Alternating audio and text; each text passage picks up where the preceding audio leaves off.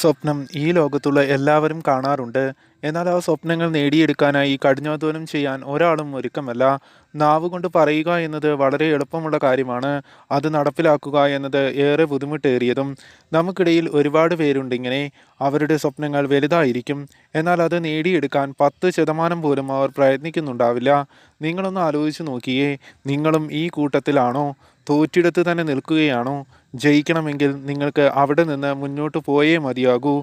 നിങ്ങൾ എന്താ ചിന്തിച്ചിരിക്കുന്നത്? ഒരു വട്ടം നിങ്ങൾ ഒരു കാര്യം ചെയ്താൽ നിങ്ങൾ അതിൽ മഹാനാകുമെന്നോ? അങ്ങനെയാണെങ്കിൽ ആ ചിന്തയെ എടുത്ത് ഇപ്പോൾ തന്നെ ചവറ്റുകൊട്ടയിൽ എറിഞ്ഞുകൊള്ളൂ. നിങ്ങൾക്ക് ചുറ്റിലും രണ്ട് തരത്തിലുള്ള മൈതാനമുണ്ട്. ഒന്ന്, മൈതാനത്തിന് ചുറ്റുമിരുന്ന് വാചകമടിക്കുന്നവരുടെ ഒരു ലോകം. രണ്ട്, മൈതാനത്ത് ഇറങ്ങി കളിക്കുന്നവരുടെ ലോകം.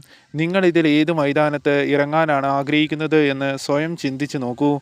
വാചകമടിക്കുന്നവരെ ഒന്നും ബാധിക്കുന്നേയില്ല. കാരണം അവർ ജീവിതത്തിൽ ഒന്നും ചെയ്യുന്നില്ല. എന്നാൽ കളിക്കിറങ്ങുന്നവരുടെ മുമ്പിൽ പ്രതിസന്ധികളുണ്ടാകും, പരാജയങ്ങളുണ്ടാകും, വേദനകളുണ്ടാകും, നഷ്ടപ്പെടലുകളുണ്ടാകും. എന്നാൽ നിങ്ങൾ വിജയത്തിലെത്തുമ്പോൾ അതെല്ലാം നിങ്ങളുടെ കരുത്തായി മാറും. നിങ്ങളെ വിഷമിപ്പിച്ചവരുടെ മുന്നിൽ അറിയാതെ പോലും നിങ്ങൾ കരയരുത്. ചിരിക്കുക, സന്തോഷത്തോടെ മുന്നോട്ട് പോവുക. നിങ്ങളെ വേദനിപ്പിച്ച അവർ മനസ്സിലാക്കണം നിങ്ങൾ എത്രയോ ശക്തരായിരുന്നുവെന്ന്.